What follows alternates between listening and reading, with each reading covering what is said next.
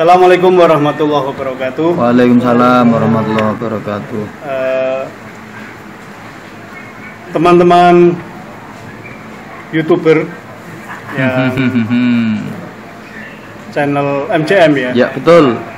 MCM Bersemangat yang saya hormati, teman-teman dari Jamiah Yasin dan Sholawat Al Mubarak, teman-teman dari pecinta zikir kucluk, ya, termasuk ini Pak Edi Martoyo. Masyoto Martoyo. Bangsa ini. Pak Edi Maryoto dan juga teman-teman hobinya semua. Mancing, Pak. Pecinta pancing, Pak. Iya. Hobinya mancing ya, ya. Ya. Raja pancing. Ada pertanyaan kemarin dari teman sendiri, tetapi pertanyaan ini ternyata banyak manfaatnya kelihatannya ketika kita share ke kalangan yang lebih banyak. Mudah-mudahan lebih ada manfaatnya. Jadi banyak di antara kita yang bertanya, kita sudah bertahun-tahun, berhari-hari, berbulan-bulan dongo, tapi orang dikobul-kobul ki masalahnya apa kan gitu. Nah, ini untuk teman-teman lah.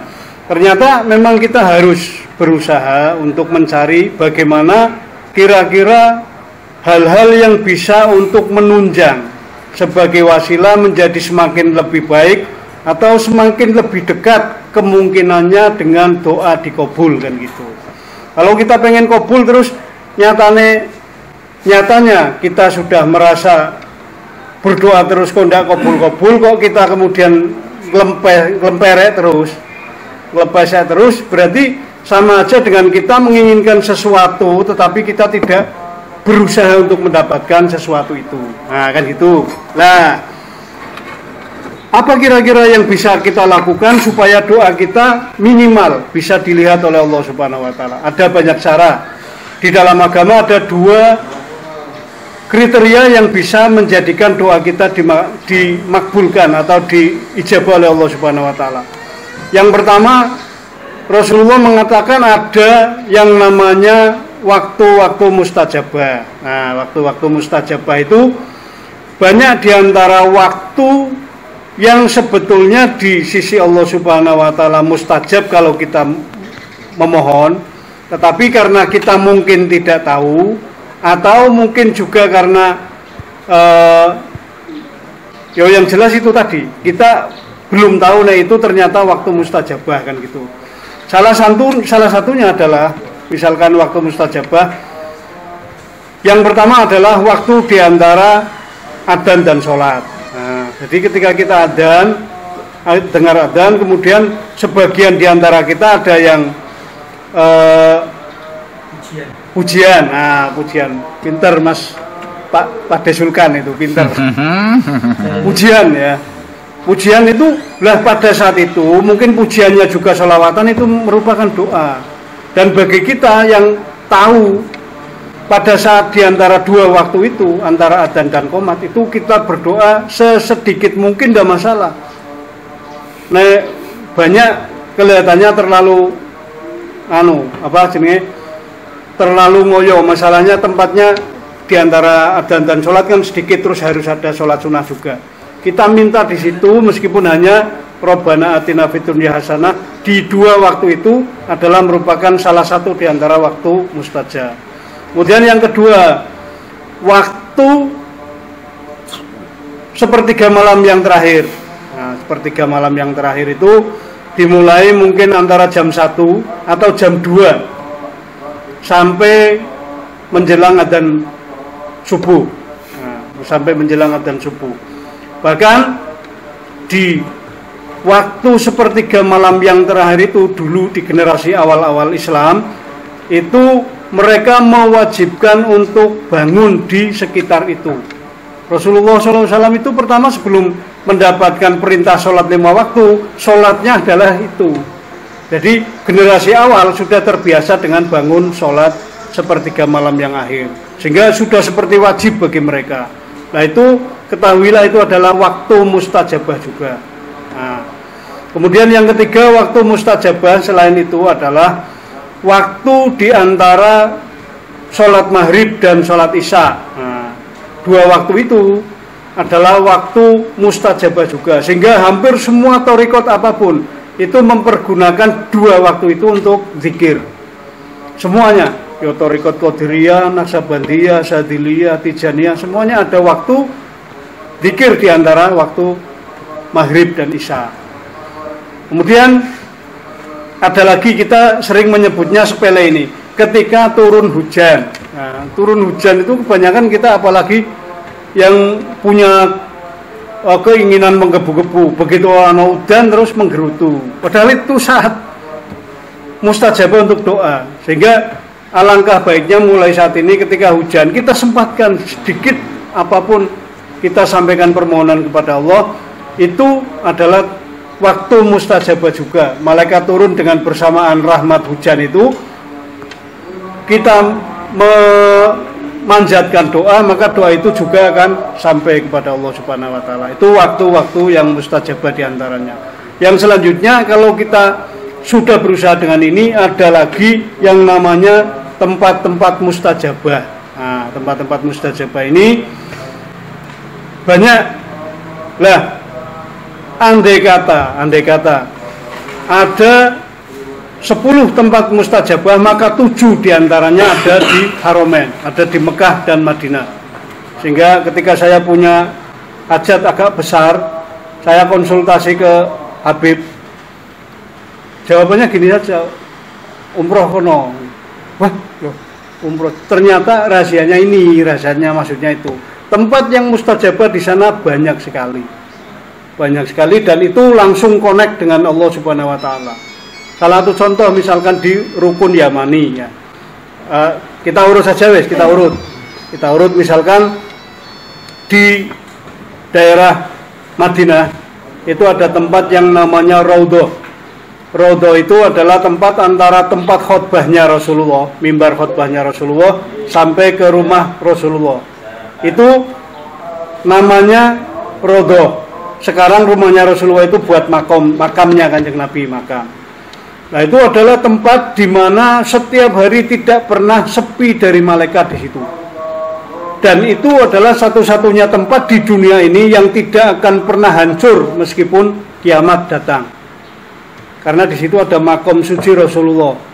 Jadi pada saat malaikat Israfil sudah mengumandangkan trompet datangnya hari kiamat, maka seluruh malaikat yang menjaga di situ langsung mengangkat tanah Raudhah itu, tanah tempat makam Rasulullah ke atas ke surga. Itu. Jadi itu satu-satunya tempat di dunia ini yang tidak akan pernah hancur meskipun hari kiamat. Lah, di situ juga, di tempat itu juga yang namanya Raudhah, siapapun yang sudah pernah menginjakkan kaki di situ, satu, dia pasti akan mendapatkan syafaat Rasulullah SAW. Pasti. Yang kedua, dia pasti akan bertemu Rasulullah di surga nanti. Di tempat itu sudah ada jaminan. Makanya di tempat itu tidak akan pernah sepi. Orang akan mencapai itu sebagai wasilah, satu, untuk memohon kepada Allah, dua, untuk memohon kedekatan derajat dengan Rasulullah SAW. Itu di Madinah ya. Ada yang namanya Raudhah. Kita yang ambil yang besar-besar dulu, masih ada lagi sih, tapi yang besar-besar dulu. Kemudian yang kedua, di Mekah itu ada tempat yang namanya Hajar Aswad. Hajar Aswad itu batu, hajarnya itu batu, aswadnya hitam, batu hitam. Tetapi di dalam hadis Rasulullah pernah mengatakan bahwa batu Hajar Aswad itu sebetulnya warnanya bukan hitam, tapi putih dan lebih putih daripada susu, kata Rasulullah. Lah, kok sekarang hitam? Nah, ternyata belum lama, baru 2 hari kemarin, saya lupa untuk men-screenshot. Itu ada seorang ahli dari Amerika memfoto Hajar Aswad dengan perbesaran lebih dari 140 perbesaran. Entah 140 atau 1000 kali perbesaran, dibesarkan. Ternyata beliau berkesimpulan dengan dasar-dasar itu, dengan perbesaran itu, beliau mengatakan ternyata warna dasar Hajar Aswad bukan hitam. Nah, ada kesesuaian dengan hadis Rasulullah di riwayat Imam Turmudi itu bahwa Hajar Aswad itu warnanya bukan hitam tapi putih. Nah ini ahli belum lama sekarang ini mengatakan dengan perbesaran, dipoto dengan perbesaran yang ratusan kali, ternyata jelas mengatakan warna Hajar Aswad bukan hitam. Nah kalau di dalam hadis, lah kok ternyata hitam? Ya ternyata hitamnya itu adalah dari dosa-dosa manusia. Jadi setiap orang yang nyerap ke situ ternyata terserap dosanya. Lah ada lagi yang dari jauh nggak bisa menyentuh, mereka kan mengecup salam. Jadi ketika lewat Hajar Aswad yang dekat ya menyentuh, mencium, yang jauh karena nggak bisa mendekat, itu ajarannya adalah melambaikan tangan kemudian berkata kepada Hajar Aswad, melambaikan tangan kemudian seperti mencium ya. Nah gitu. Nah itu ternyata adalah termasuk salah satunya menyerap dosa-dosa manusia juga. Sehingga siapapun yang di sini, di dalam hadis juga sama, siapapun yang pernah menyentuh Hajar Aswad, mencium Hajar Aswad atau minimal itu tadi, Hajar Aswad besok akan bersaksi di hadapan Allah bahwa dia pernah menciumnya. Nah itu kan. Lah siapapun yang berdoa di situ karena langsung kaitannya dengan Allah itu termasuk mandi juga. Kemudian yang kedua ada yang namanya Makom Ibrahim. Makom Ibrahim itu bukan makam tapi tempat. Ini juga batu. Batu pipih yang agak panjang. Kalau di sini biasanya yo tempatnya Kanjeng Sunan Kalijogo nggo salat, Kanjeng Wali nggo salat niku lah batu, batu. Tapi dia dijadikan pijakan Nabi Ibrahim dulu ketika ngomandoni pembangunan Ka'bah. Yang buat sopo Bu malaikat Bu. Kaya di Jawa itu ada cerita apa nih? Bandung-bandung sopo.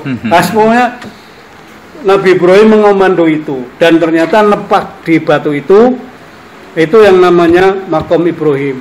Nah, di dalam hadis dua batu itu, Makom Ibrahim dan Hajar Aswad adalah dua batu surga yang diturunkan oleh Allah di bumi ini tetapi dipadamkan cahayanya. Dipadamkan cahayanya. Lah sing gratil tahun meneh. Kok ya Rasulullah kok bisa dipadamkan cahayanya? Andai kata tidak dipadamkan cahayanya oleh Allah, maka bumi dari ujung timur sampai ujung barat tidak akan pernah gelap. Saking terangnya cahayanya itu. Maka karena memang dunia ini memang sudah ditakdir oleh Allah ya ada terang, ada gelap, ada terang, ada gelap, maka dipadamkan cahayanya oleh Allah Subhanahu wa taala. Dua-duanya adalah batu surga yang insya Allah jika kita berdoa di situ mustajabah juga di hadapan Allah Subhanahu wa taala. Ada itu, kemudian ada multazam dan sebagainya, itu diantara tempat-tempat yang mustajabah. Lah, kalau kita belum sampai ke sana piye? Kalau belum sampai ke sana, carilah tempat yang mempunyai magnet besar. Nah, magnet besar. Kita di hadapan Allah diumpamakan seperti HP misalnya. Nah, kita semuanya diumpamakan HP adalah HP yang rusak. HP elek, kagan doso, kagan melakukan maksiat, kagan punya don yang negatif kepada orang lain, itu sebetulnya menjadikan kita rusak. Sehingga nek awake dhewe HP rusak, itu jangan heran nek jenenge wong rusak kok minta karo Gusti Allah langsung diijabah ya ndak angel kan gitu. Maka bagaimana caranya supaya HP ini bisa untuk berhubungan dengan lancar? Nah, nek HP elek buat nelpon di tempat yang punya wifi besar. Maka HP elek seperti apapun yang penting orang mati, pasti dia bisa digunakan untuk berhubungan. Go telepon iso. HP yang penting tidak mati. Tapi meskipun jadul kaya apa Nokia yang belum ada WA-nya, dia buat telepon apalagi di tempat yang wifi-nya besar, pasti insya Allah bisa. Tapi beda dengan HP yang baik, bagus nembe tuku. orang duwe kuota, gue telepon di tempat yang tidak ada sinyalnya, orang no wifi ne, orang no sinyalnya, kita mau berhubungan, orang no kuotanya, maka HP sebaik apapun dia tidak akan nyaut hubungan, karena apa? Tidak ada sinyal, tidak ada kuota, kan gitu. Lah, yang tadi meskipun HP ne wis pecah kabeh kanan kiri ne, WA ne yo jadul, tapi digunakan di tempat yang banyak wifi ne, maka dia akan sambung.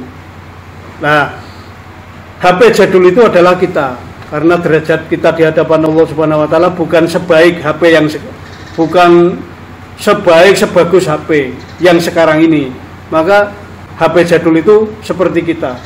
Lah, bagaimana caranya dengan supaya kita bisa berhubungan? Yo, mencari tempat yang wifi-nya besar, yang sambungan internetnya besar.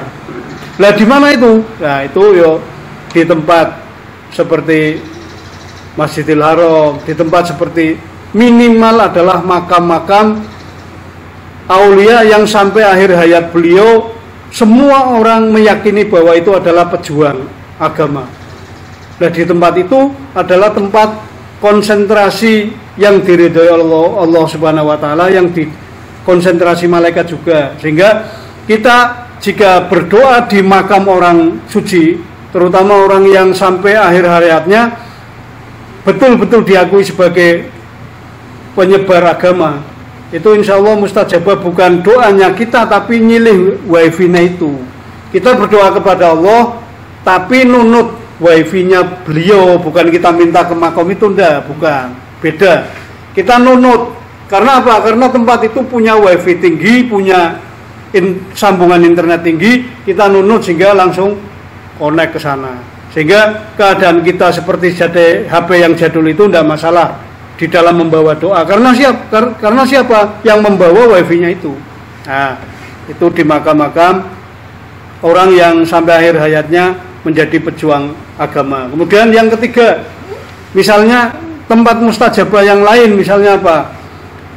Majelis zikir, tempat kumpulan bareng-bareng orang berdoa. Semakin banyak, kok 40 orang misalnya, bareng-bareng melantunkan zikir bareng 40 orang. 40 orang mukmin itu derajatnya ketika berdoa sama dengan derajatnya satu wali berdoa. Karena itu nawai dewe jelas-jelasan jauh merasa seperti HP rusak, yaitu carilah satu majelis zikir, dua carilah wifi, yang ketiga kalau bisa uangnya banyak, atau misalkan tidak banyak, berusaha maksimal mungkin untuk bisa sampai ke sana, sampai ke Mekah atau Madinah. Insya Allah kita akan menemukan tempat di mana kita berhubungan dengan Allah lebih dekat, dan insya Allah lebih mustajab doa kita, insya Allah. Dengan barokahnya itu tadi. Yang terakhir, salah satu yang jelas tempat mustajabah adalah di Mekah juga ada yang namanya Rukun Yamani. Rukun Yamani, Rasulullah jelas mengatakan di situ, bersabda, siapa yang berdoa di situ maka diamini oleh 70 malaikat. Nah itu yang menjadikan makbulnya gue diamini 70 malaikat langsung. Karena itu monggo nek awake dhewe bisa ke sana ke Mekah Madinah, monggo, itu luar biasa benar. Nek ndak sering-seringlah yaro yaro ke makam-makam aulia. Kalau tidak, ayo zikir bareng-bareng. Salah satunya nanti zikir di majelis kucluk. Bareng-bareng zikir kepada Allah. Nek mendekati orang lebih, semakin banyak, insya Allah akan semakin mandi, semakin makbul di sisi Allah Subhanahu wa taala. Mudah-mudahan kita semuanya bisa mendapatkan tempat itu, dan tempat atau waktu mustajabah itu, syukur-syukur kita semuanya mudah-mudahan bisa dipanggil oleh Allah Subhanahu wa taala, bisa melaksanakan ibadah haji atau umroh, bisa sowan ke makam Rasulullah sallallahu alaihi wasallam. Amin Allahumma amin. Assalamualaikum warahmatullahi wabarakatuh. Waalaikumsalam warahmatullahi wabarakatuh. Seruputan, Pak. Bismillahirrahmanirrahim.